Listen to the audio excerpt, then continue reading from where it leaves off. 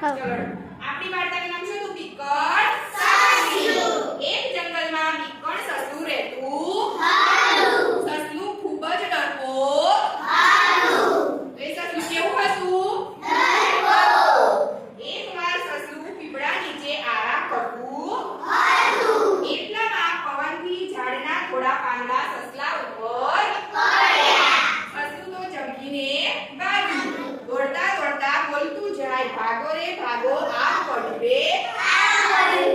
રસ્તામાં સસલાને વાંદરો, હાથી, સિંહ જેવા પ્રાણીઓ મળ્યા. તેમણે સસલાને પૂછ્યું, સસલાજી ક્યાં ભાગ્યા? તો ગભરાયેલો અને ભાગતા સસલાએ કહ્યું, ભાગો રે ભાગો, આગ પડ્યું.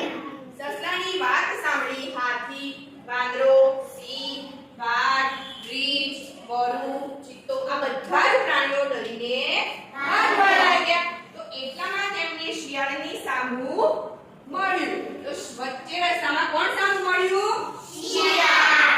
તો આ શિયાળે પૂછ્યું, અરે તમે બધા ક્યાં ભાગો છો? શું પૂછ્યું? કે તમે બધા ક્યાં ભાગો છો? તો બધાએ કહ્યું, ભાગો રે ભાગો, આગ પડ્યું છે આગ પડ્યું. તો શિયાળે આકાશમાં જોયું. તો શિયાળે બધા પ્રાણીઓને ઊભા રાખ્યા. પહેલા તો શું કર્યું? બધા પ્રાણીઓને ઊભા રાખ્યા. પછી કીધું, અરે તમે બધા ડરો નહીં. ઉપર જુઓ, આકાશ તો એની જગ્યાએ છે.